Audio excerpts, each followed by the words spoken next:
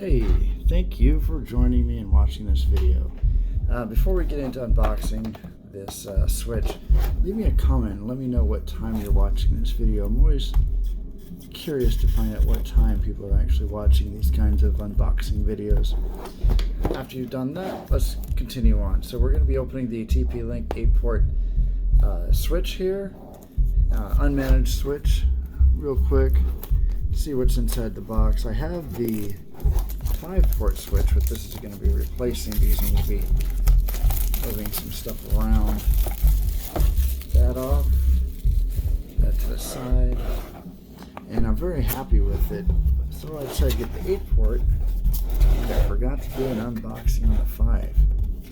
So of course the installation guide, it's pretty straightforward. Plug it in, and then you plug things into it.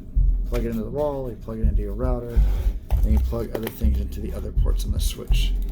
Very, very simple, very straightforward. Great product to use. Haven't had any problems with it, with my 5-port. And so, sorry, I don't really have the lighting exactly the best. Pretty straightforward though.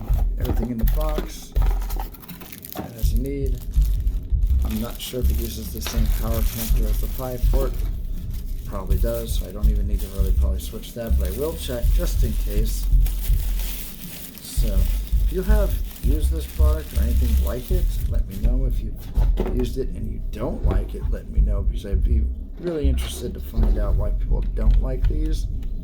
It's an unmanaged switch, so there's no fussing and going in and changing any settings on this.